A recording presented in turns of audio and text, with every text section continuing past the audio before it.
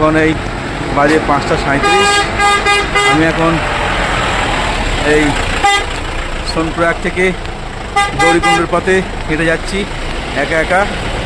তো ভেবেছিলাম এই 5 কিলোমিটার গৌরীকুণ্ড পর্যন্ত সোনপ্রয়াগ থেকে গাড়িতে যাব, কিন্তু গাড়িতে জায়গা পেলাম না, এত ভিড়ভাট্টা।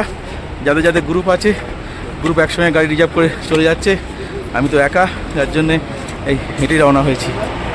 দেখুন দেখুন পুরো এটা হচ্ছে সোনপ্রয়াগ থেকে এসে এখানে কিন্তু পাহাড়ি একটা নদী বয়ে যাচ্ছে, আর এই ব্রিজ, আর এই ডান দিক দিয়ে ওখান থেকে যেতে হবে হেঁটে, আর বাঁ দিক দিয়ে গাড়ি করে যারা গৌরীকুণ্ডে যাবেন, কিন্তু গাড়ির এখন সকালবেলা গাড়ি পাওয়া যাচ্ছে না, এত ভিড়। সব কিন্তু হেঁটে হেঁটে উঠছে, আমাকে এই রাস্তা দিয়ে উঠতে হবে। দেখো প্রচুর লোক গাড়ি না পেয়ে সব কিন্তু হেঁটে আসছে সব।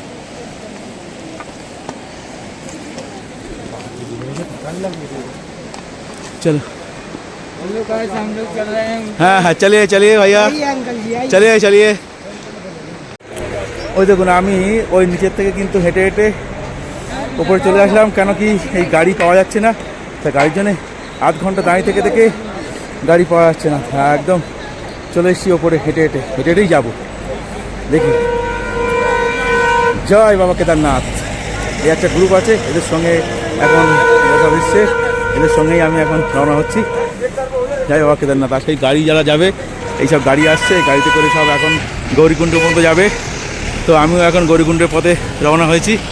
এই দেখুন এই পাশে দেখুন খাড়া পাহাড় একদম পুরো, আর এখান থেকে মনে হচ্ছে সব ধস নেমেছিল, বা মাঝে মাঝে ধস নামে, দেখে মনে হচ্ছে কেউ জায়গায় কিন্তু এই জাল দেওয়া আছে। দেখুন ও সকালবেলার পরিবেশটা একদম সুন্দর, ঠান্ডা শীতল শীতল পরিবেশ।